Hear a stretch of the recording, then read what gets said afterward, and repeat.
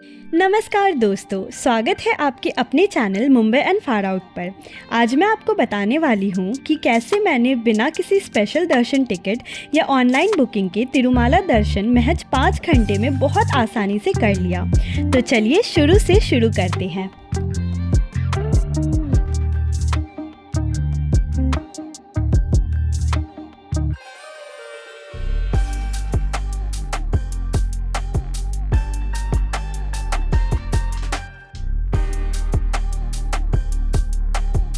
यात्रा की शुरुआत। मैंने अपनी यात्रा मुंबई में शुरू की। मुझे बिल्कुल अंदाज़ा नहीं था कि ऑनलाइन टिकट मिलना इतना मुश्किल होगा। मैंने अपनी यात्रा 8 और 9 मार्च 2025 के लिए प्लान की थी। 8 मार्च शनिवार और 9 मार्च रविवार था। 7 मार्च को मुझे कॉलेज की क्लासेस अटेंड करनी थी और मेरा प्लान मार्च 2025 की शुरुआत में ही बना था। मैंने बहुत रिसर्च की और पता चला कि अगले महीने यानी मई 2025 के लिए टिकट सिर्फ कुछ घंटों के लिए खुलते हैं और फिर पूरे महीने के लिए बुक हो जाते हैं। यहाँ तक कि तिरुमाला की आधिकारिक वेबसाइट पर एकोमोडेशन भी केवल टिकट धारकों को दिया जाता है। जब मैंने सबके साथ डिस्कस किया तो सबने यही कहा कि बिना ऑनलाइन टिकट के जाना बेकार है और कोई दूसरा तरीका भी नहीं है। हालांकि कुछ NGO 10,000 का डोनेशन देने पर टिकट दे सकती है, लेकिन ये मेरे बस से बाहर था। आखिरकार मैंने बिना किसी टिकट के 7 मार्च को रात 10:40 में मुंबई से ट्रेन पकड़ी, जो 8 मार्च को शाम 8 बजे रेनीगुंटा स्टेशन पहुंची। मेरी माँ भी मेरे साथ थी, इसलिए हमने रेनीगुंटा से तिरुपति जाने के लिए 300 रुपये में ऑटो रिजर्व किया था। मैंने पहले से एक होटल से फ़ोन पर बात की थी और उन्होंने कमरे की पुष्टि की थी, लेकिन वहाँ पहुँचने पर कोई कमरा खाली नहीं था।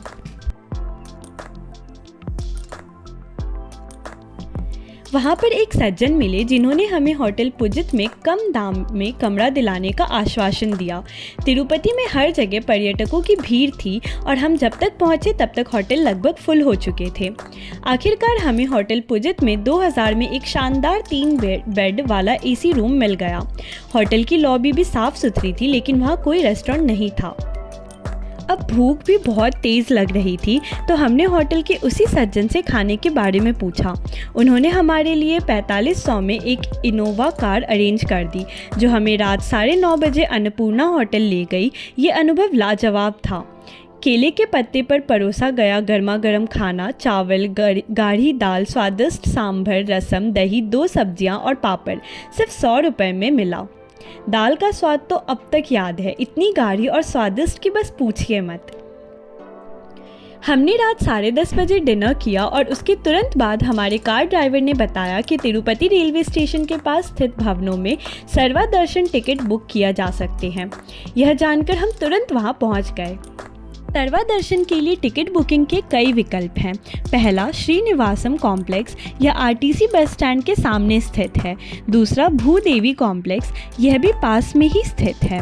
RTC बस स्टेशन, यहाँ भी टिकट काउंटर मौजूद है। और विष्णु निवासम रेलवे स्टेशन के पास स्थित यह परिसर भी टिकट बुकिंग के लिए उपयुक्त है। हम ठहरे थे पुजित होटल में और वहाँ से विष्णु निवासम सिर्फ 10 मिनट की ड्राइव पर है। रात का समय था और जैसे ही हम वहाँ पहुँचे हमें लंबी कतारें दिखी जो मेटल नेट से घिरी थी, ताकि लाइन में व्यवस्था बनी रहे।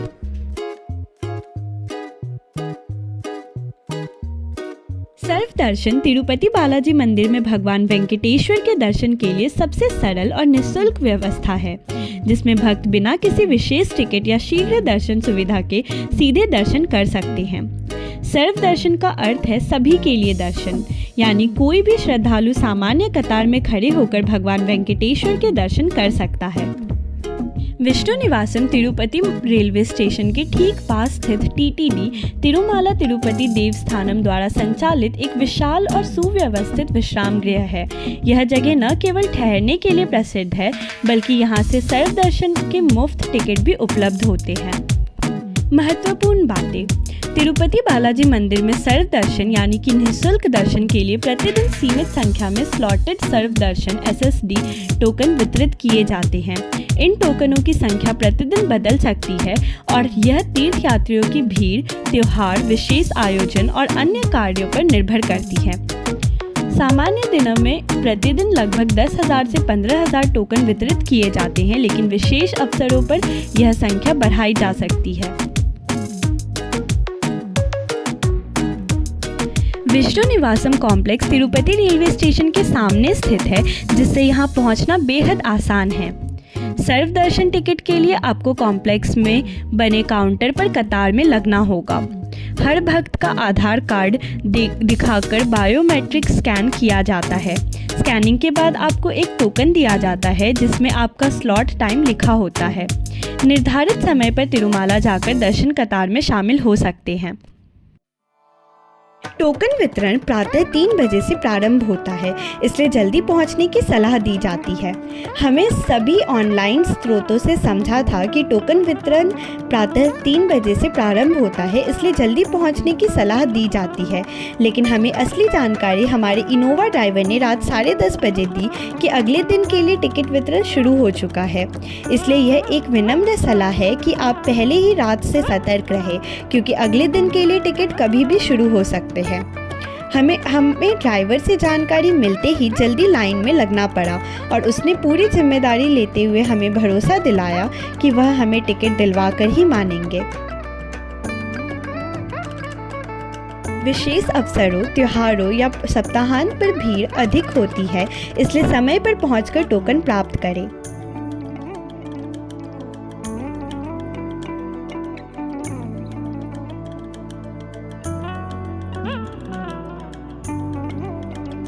प्रत्येक व्यक्ति को व्यक्तिगत रूप से उपस्थित होकर टोकन लेना आवश्यक है।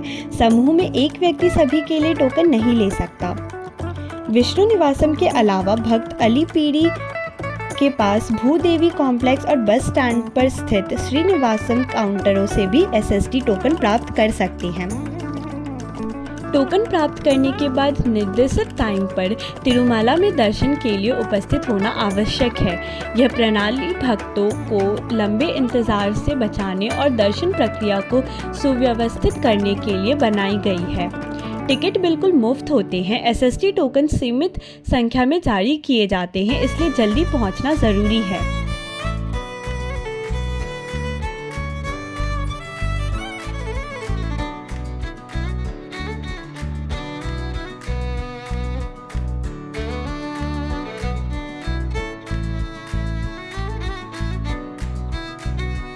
टोकन के नियमों और समय सारणी में बदलाव हो सकता है, इसलिए टीटीडी के आधिकारिक सोशल मीडिया चैनलों से अपडेट लेते रहे। इस प्रक्रिया से भक्त आराम से दर्शन की योजना बना सकते हैं और श्री वेंकटेश्वर मंदिर में एक आध्यात्मिक अनुभव का आनंद ले सकते हैं। दर्शन में लगने वाला समय भीड़ पर निर्भर करता है। सामान्य दिनों में 5 से 6 घंटे लग सकते हैं, जबकि त्योहारों या छुट्टियों में यह समय बढ़ सकता है।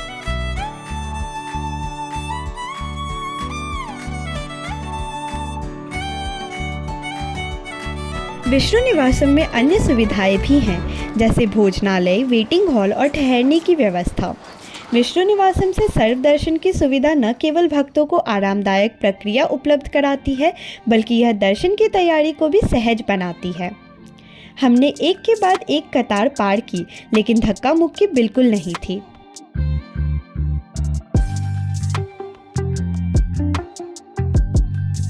विष्णु निवासम का कैंपस बहुत बड़ा है। देखिए ये सामने बिल्डिंग का वीडियो, कितना भव्य नज़ारा है। करीब 1 घंटे 30 मिनट में हम काउंटर तक पहुँचे। यहाँ 5-6 कंप्यूटर लगे थे, जिन पर स्टाफ आधार कार्ड लेकर फ़ोटो खींच रहे थे और टिकट जारी कर रहे थे। आखिरकार हमें टिकट मिल गया, लेकिन ये टिकट अगले दिन शाम 6 से 8 बजे के स्लॉट का था। हमें थोड़ा दुख हुआ क्योंकि हमारी वंदे भारत ट्रेन रात 8 बजे रेनीगुंटा से थी। ऐसे में तिरुमाला से तिरुपति लौटकर लगेज लेना और फिर रेनीगुंटा पहुंचना बहुत मुश्किल था। अब यहाँ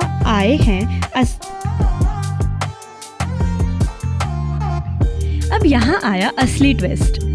ड्राइवर ने हमें होटल छोड़ते हुए कहा कि अगली सुबह 3 बजे तैयार रहना, तब दर्शन जल्दी हो सकते हैं। हम रात 12 बजे सोए और 4 बजे उठकर ड्राइवर को कॉल किया। उसने कहा चिंता मत करो, सुबह सुबह दर्शन में आसानी होगी। 4:30 बजे हम इनोवा से तिरुमाला के लिए निकले, लेकिन कुछ ही किलोमीटर के बाद सिक्योरिटी चेक पर हजारों कारें खड़ी थी। देखिए ये वीडियो, कई लेन में गाड़ियां इंतजार कर रही थी। करीब 40 मिनट बाद हम आगे बढ़े और तिरुमाला घाटी का रास्ता बेहद खूबसूरत था, जैसे कोई पोस्ट कार्ड।